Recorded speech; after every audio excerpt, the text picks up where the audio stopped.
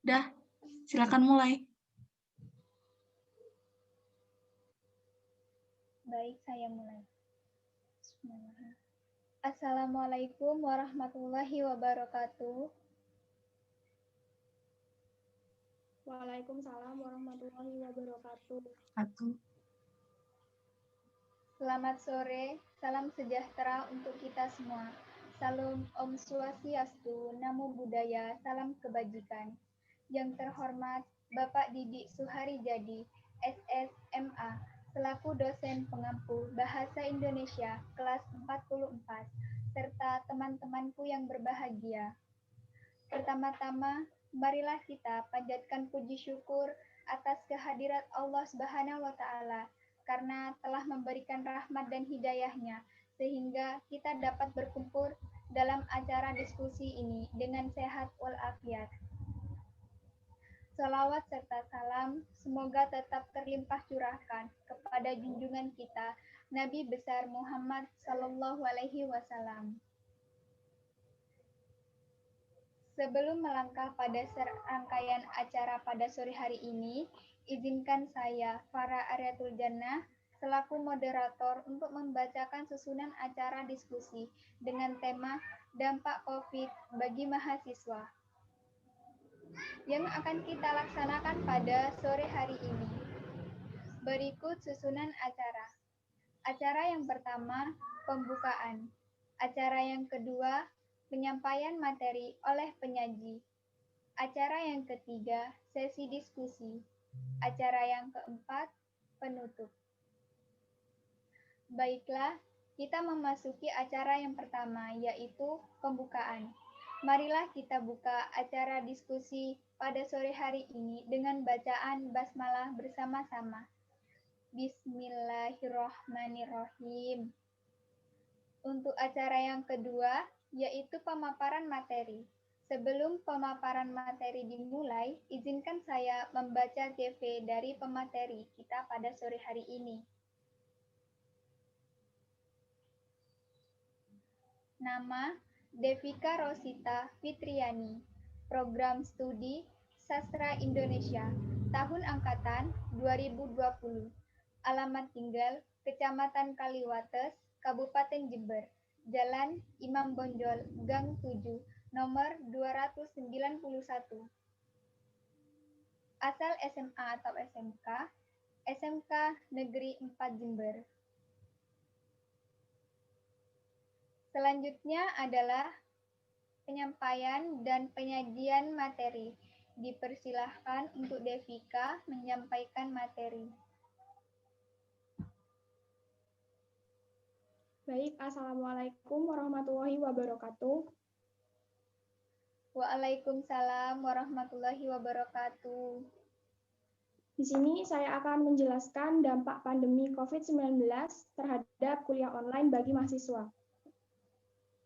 Seperti yang kita ketahui, COVID sudah mulai diperbincangkan pada akhir bulan Desember pada tahun 2020. Dan penyebaran COVID-19 memaksa mahasiswa untuk mengikuti pembelajaran jarak jauh. Sistem pembelajaran yang baru ini tentu membuat mahasiswa berkompromi dengan keadaan suka dan duka. Kuliah online ini dilakukan secara daring melalui media Zoom, Google Meet, Google Classroom, dan lain-lain. Virus COVID-19 ini telah mengubah semua segi kehidupan masyarakat. Semua aktivitas dilakukan secara online karena adanya larangan keluar rumah dan memutus rantai penyebaran virus yang telah menelan banyak korban.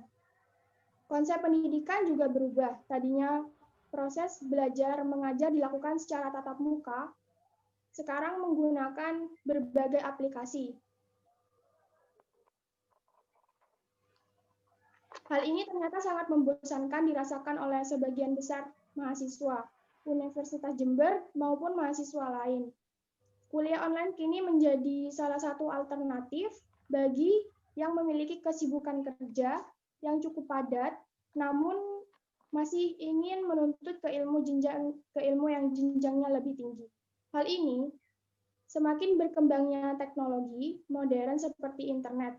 Banyak mahasiswa mulai mengeluhkan proses perkuliahan dilakukan secara daring. Mulai adanya kebosanan dengan sistem ini, banyaknya tugas yang diberikan oleh dosen, dan adanya kerinduan untuk berjumpa dengan kawan-kawan, serta ingin merasakan kuliah tatap muka yang menurut mereka sangat membantu dalam memahami ilmu secara efektif.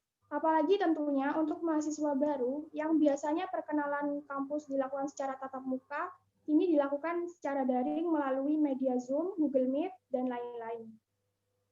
Baik, selanjutnya saya akan membacakan dampak positif maupun dampak negatif dari COVID-19 terhadap mahasiswa. Yang pertama yaitu berkembangnya keterampilan teknologi. Pada saat kuliah online, biasanya mahasiswa memakai laptop ataupun handphone untuk mengerjakan tugas yang diberikan oleh dosen. Mau tidak mau, mahasiswa harus mengembangkan keterampilannya, sehingga keterampilan teknologi mahasiswa dapat berkembang secara seiring berjalannya waktu. Yang kedua yaitu menghemat biaya hidup. Biasanya pada saat kuliah tatap muka, sebagian besar mahasiswa membutuhkan biaya hidup, apalagi untuk mahasiswa yang berada jauh dari universitasnya yang memerlukan tempat tinggal seperti kos dan lain-lain yang dekat dengan universitasnya. Dan sebagian mahasiswa yang tempat tinggalnya tidak jauh dari universitasnya pun masih membutuhkan biaya transportasi. Yang ketiga yaitu mahasiswa dapat merekam saat pelajaran. Dengan cara merekod yang dijelaskan oleh dosen, dari rekaman tersebut kita dapat belajar kembali materi yang sudah dijelaskan oleh dosen. Cara ini lebih efektif dari belajar tatap muka. Kita juga dapat membuat catatan sedetail apapun itu yang telah diajarkan oleh dosen. Yang keempat yaitu tanya jawab lebih fleksibel. Hal ini karena dapat ditanyakan lewat chatting setelah materi dijelaskan, apabila untuk mahasiswa atau mahasiswi yang malu bertanya. Yang kelima yaitu waktu terasa lebih singkat. Kuliah online ternyata lebih singkat waktu daripada kuliah tatap muka. Kuliah tatap muka biasanya dosen memberikan toleransi kepada mahasiswa yang terlambat, yang membuat kelas kita menjadi terasa lebih lama, sedangkan kuliah online tepat waktu dan tidak ada alasan dengan keterlambatan. Yang keenam yaitu tempat pelaksanaan kelas yang fleksibel. Kuliah online dapat dilakukan di mana saja asalkan mempunyai akses internet, sedangkan kuliah tatap muka memerlukan perpindahan kelas saat ganti mata kuliah. Dan yang ketujuh yaitu mahasiswa dapat mereview pembelajaran. Mahasiswa dapat melihat kembali materi yang sudah dijelaskan secara berulang-ulang, dan materi itu pun sudah tersimpan dalam laptop maupun handphone. Sehingga apabila ada yang belum dapat dipahami, dapat dibuka kembali materi yang sudah tersimpan di dalam laptop maupun handphone. Yang kedelapan yaitu mahasiswa menjadi lebih kreatif. Dengan kuliah online ini, mahasiswa dapat menjadi lebih kreatif karena dengan diberi tugas seperti video, mahasiswa dapat mengembangkan kreativitasnya untuk membuat video itu supaya terlihat lebih bagus. Dan yang ke-9 yaitu mahasiswa menjadi lebih mandiri. Dalam pembelajaran online, mahasiswa mampu membangun belajar mandiri dan kepercayaan diri, serta mendorong pembelajaran untuk lebih bertanggung jawab dalam pembelajarannya. Dan selanjutnya yaitu dampak negatif. Dampak negatif sendiri ada 7. Yang pertama yaitu tergantung pada jaringan. Masalah utama yang sering terjadi saat kuliah online adalah ketergantungan pada jaringan. Apabila jaringan mengalami gangguan atau tidak ada sinyal, maka kuliah pun akan terganggu, sehingga mahasiswa yang mengalami masalah pada sinyal dapat tertinggal penyampaian materi yang sudah dijelaskan oleh dosen. Yang kedua yaitu masalah pada perangkat untuk sebagian kalangan. Dalam hal ini, sebagian kalangan sulit untuk mengikuti pembelajaran online karena ada keterbatasan ekonomi sehingga tidak dapat membeli perangkat elektronik ataupun meminjam perangkat elektronik untuk mengikuti perkuliahan. Adapun pembelajaran yang tidak dapat diakses perangkat elektronik Adapun pembelajaran yang tidak dapat diakses oleh semua orang yang membutuhkannya, terlebih di daerah terpencil seperti di desa, karena sangat minim sinyal di sana. Yang ketiga yaitu tergantung kepada sikap kedisiplinan. Dalam kuliah online ini, kita memulai perkuliahan melalui Zoom atau Google Meet. Apabila seseorang mahasiswa kurang disiplin, maka akan tertinggal dalam pembelajaran yang sudah dimulai oleh dosen. Yang keempat, yaitu diskusi kurang fleksibel. Terkadang dalam beberapa materi ada yang sulit dijelaskan apabila melalui media online. Yang mau tak mau harus bertemu secara tatap muka. Dan yang kelima, yaitu beberapa mata kuliah tidak dapat diajarkan secara online. Ada beberapa mata kuliah yang tidak dapat diajarkan secara online, seperti misalnya beberapa program kuliah yang mengambil jurusan di bidang IPA yang menuntut penelitian dan praktikum di lab. Dan yang keenam yaitu berubahnya peran dosen. Peran dosen yang semula menguasai pembelajaran secara konvensional kini dituntut untuk lebih mengetahui pembelajaran yang untuk mengetahui pembelajaran online yang menggunakan ITC. Dan yang terakhir yaitu kurangnya interaksi antara dosen dan mahasiswa. Dalam kuliah online ini, interaksi antara dosen dan mahasiswa sangatlah minim, sehingga memperlambat terbentuknya nilai dalam proses belajar dan mengajar. Itu saja yang dapat saya sampaikan. Bila ada yang kurang jelas, bisa ditanyakan. Terima kasih. Baik, terima kasih Devika. Baiklah teman-teman, kita telah mendengarkan pemaparan materi dari penyaji. Selanjutnya adalah sesi tanya-jawab dengan peraturan yang akan saya bacakan. Peraturan pertama, kesempatan tanya-jawab kita laksanakan dengan 5 pertanyaan, dan setiap pertanyaan kami berikan waktu 2 menit. Yang kedua, waktu menjawab kami batasi selama 3 menit. Yang ketiga, selama proses diskusi berlangsung, audien diharapkan untuk tenang. Yang keempat, audien dapat mengajukan pertanyaan lewat chat room dengan format nama, prodi, saya izin bertanya. Dan yang kelima, host akan menghidupkan mikrofon audien yang ingin bertanya. Baiklah, saya mulai. Untuk sesi tanya-jawab pertama, saya persilahkan bagi audien yang ingin bertanya untuk chat di room dengan format yang telah saya jelaskan barusan. Dipersilahkan.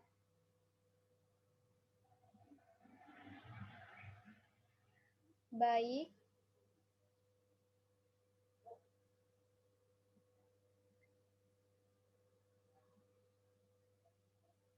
Pertanyaan dari Dian Setioningrum. Baik, untuk Dian Setioningrum, silakan untuk membacakan pertanyaannya. Perkenalkan, nama saya Dian Setioningrum dari Program Studi Ilmu Administrasi Negara. Saya izin bertanya, apakah dengan kuliah online, pembelajaran dapat dilaksanakan dengan efektif? Terima kasih. Baik, sama-sama. Terima kasih, Dian. Baik, apakah sudah jelas menyaji pertanyaan dari Dian Setioningrum? Baik, sudah jelas. Baik, saya persilahkan kepada penyaji untuk menjawab pertanyaan dari audien. Baik, pertanyaannya, apakah dengan kuliah online pembelajaran dapat dilaksanakan dengan efektif? Pembelajaran daring memang kurang efektif dilakukan karena sebagian besar menimbulkan masalah baik dari sisi peserta didik, pendidik, maupun institusi pendidikan. Banyak faktor yang menyebabkan pembelajaran daring kurang efektif. Seperti yang pertama yaitu infrastruktur teknologi informasi dan komunikasi yang belum siap mendukung pembelajaran jarak jauh. Yang kedua yaitu transfer pengetahuan yang dilakukan dalam proses belajar mengajar oleh dosen kepada mahasiswa yang dilakukan secara daring tidak berjalan sebagaimana mestinya. Faktor yang ketiga yaitu dengan pembelajaran daring berdampak pada pengurangnya pengawasan terhadap peserta didik dikarenakan tidak ada interaksi secara langsung. Dan faktor yang terakhir yaitu pembiayaan belajar. Pembiayaan belajar ini sangat dibutuhkan biaya yang cukup banyak untuk melaksanakan proses belajar mengajar seperti pembelian kuota internet dan pembelian laptop atau komputer dan semacamnya. Terima kasih. Baik, terima kasih jawabannya Devika. Bagaimana Dian Tioningrum? Apakah bisa diterima jawabannya? Ya, sudah cukup jelas. Terima kasih. Sama. Baik, untuk pertanyaan yang kedua dari Clarista Dila. Baik, terima kasih kesempatannya moderator. Perkenalkan, saya Clarista Dila dari Prodi Hubungan Internasional. Saya izin bertanya. Tadi kan sempat disebutkan bahwa pembelajaran daring itu kurang efektif ya.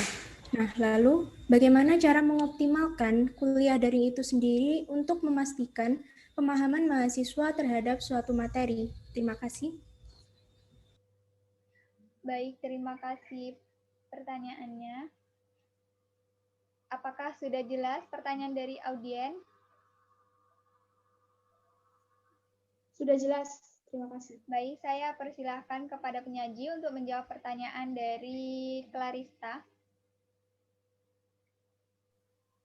Terima kasih Clarista atas pertanyaannya. Pertama, dari segi infrastruktur dan jaringan, dosen dan mahasiswa berkewajiban untuk memastikan perangkat dan jaringan internetnya stabil sebelum menyampaikan materi. Kedua, dari segi SDM, baik dosen maupun mahasiswa harus serius dalam menjalankan tugasnya. Untuk mengoptimalkan pembelajaran, dosen harus melakukan perubahan dalam cara penyajian materi agar menjadi interaktif dan tidak membosankan. Pemberian materi, tugas, dan tes juga harus memperhatikan porsi mahasiswa dan dengan tujuan untuk meningkatkan pemahaman kepada mahasiswa sendiri. Sementara itu, mahasiswa juga menghargai dosen, serius mendengarkan, dan tidak meremehkan kuliah daring. Dengan begitu, proses perkuliahan akan tetap optimal dan mahasiswa akan lebih mudah mengerti dan memahami materinya. Apakah sudah jelas? Bagaimana Clarista? Apakah bisa diterima jawaban dari penyaji? Baik, cukup jelas. Terima kasih. Sama-sama. Baik, selanjutnya pertanyaan dari Desta Katur Fitroni. Saya persilahkan untuk menyampaikan pertanyaannya. Baik, sebelumnya perkenalkan, nama saya Desta Catur Fitroni dari Prodi Manajemen. Saya ingin bertanya tentang hal-hal apa saja yang menjadi program pemerintah untuk melaksanakan kuliah di saat pandemi ini. Baik, terima kasih. Apakah sudah jelas penyaji dari pertanyaan Desta Katur Fitroni? Sudah jelas. Baik, saya persilahkan kepada penyaji untuk menjawab pertanyaannya. Baik, saya akan menjawab pertanyaan dari Desta. Dalam masa pandemi, saat ini kita tahu bahwa kita semua harus menerapkan social distancing atau menjaga jarak aman minimal 2 meter. Maka dari itu, pemerintah menerapkan beberapa hal untuk menunjang pembelajaran saat ini. Di antaranya yang pertama yaitu daring atau kegiatan pembelajaran melalui video conference. Yang kedua, pemberian kuota gratis oleh pemerintah. Itu semua untuk mengurangi pengeluaran biaya pada mahasiswa. Yang ketiga yaitu pemberian WiFi pada setiap kecamatan dan balai desa. Dan itu bertujuan untuk menghemat kuota. Yang keempat yaitu perluasan sinyal. Perluasan sinyal di sini untuk menjangkau seluruh wilayah agar tetap bisa mengikuti kegiatan pembelajaran. Seperti itu. Baik, terima kasih. Bagaimana Desta Catur Fitroni, apakah sudah jelas jawaban dari penyaji? Sudah cukup, terima kasih. Sama-sama. Baik, selanjutnya pertanyaan dari Erni Anti. Saya persilahkan untuk Erni Anti untuk menyampaikan pertanyaannya. Baik, terima kasih. Perkenalkan, nama saya Ernianti dari program studi Ilmu Administrasi Negara. Saya izin bertanya, dari materi yang sudah dijelaskan tadi bahwa kuliah daring ini memiliki beberapa kendala seperti jaringan tidak stabil dan lain-lain. Nah, pertanyaannya, bagaimana solusi untuk mengatasi kendala-kendala tersebut pada saat proses pembelajaran daring? Terima kasih.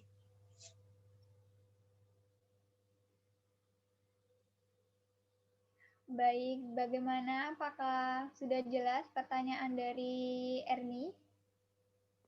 Ya, sudah jelas. Baik, saya persilahkan kepada penyaji untuk menjawab pertanyaannya. Langsung saja saya ingin menjawab. Dalam pembelajaran daring, tentu banyak kendala yang dialami oleh setiap mahasiswa. Kendalanya seperti tidak ada kuota, jaringan lemot, dan kurangnya pemahaman tentang materi.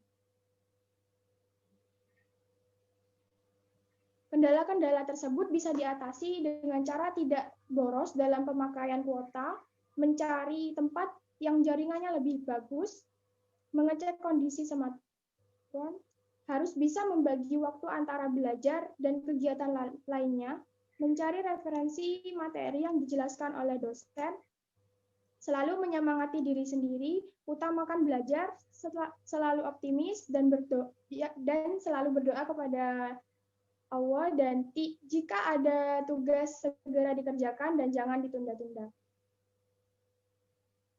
Baik, apakah Erni Anti jawaban dari penyaji bisa diterima? Sudah cukup, terima kasih. Sama-sama. Baik, selanjutnya pertanyaan dari Anastia Widat Kamal. Saya persilahkan untuk menyampaikan pertanyaannya.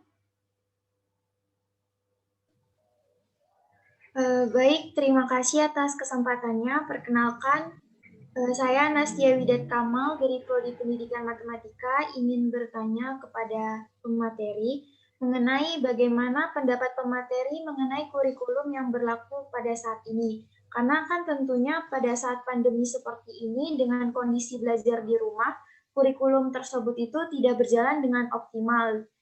Karena pada dasarnya kurikulum tersebut itu dirancang untuk kegiatan belajar tatap muka. Gitu. Baik, terima kasih. Bagaimana penyaji? Apakah pertanyaannya sudah jelas? Sudah jelas. Baik, saya persilakan pada penyaji untuk menjawab pertanyaannya.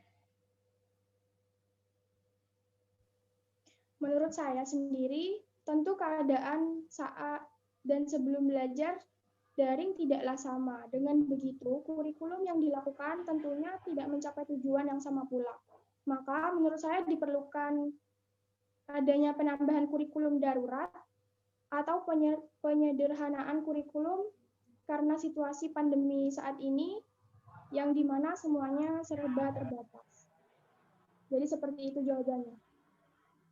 Baik, bagaimana Anastia Widat Kamal? Apakah sudah bisa diterima? Iya, bisa. Makasih moderator dan pemateri. Baik, selanjutnya pertanyaan dari sudah 5 ya. Baik, teman-teman. Rangkaian acara diskusi telah selesai. Di sini saya akan sedikit menyimpulkan dari diskusi kita hari ini. Pertama yaitu pembelajaran daring atau kuliah online kurang efektif bagi mahasiswa karena banyak mahasiswa yang sudah mulai bosan dengan kegiatan kuliah online. Yang kedua, kuliah online memiliki 2 dampak, yaitu dampak positif dan dampak negatif. Tetapi lebih banyak dampak positif dari dampak negatifnya.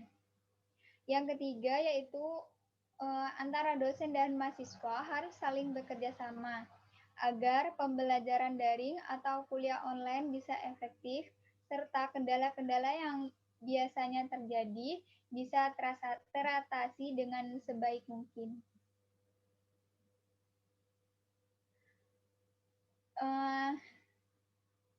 Demikian tadi diskusi kelompok 1.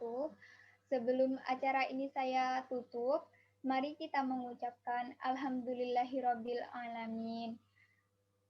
Semoga materi yang telah disampaikan oleh pemateri bisa kita terima dan bisa menjadi pembelajaran untuk kita semua. Saya selaku moderator mohon maaf atas kesalahan tutur kata yang kurang berkenan. Terima kasih, saya tutup acara ini. Wassalamualaikum warahmatullahi wabarakatuh.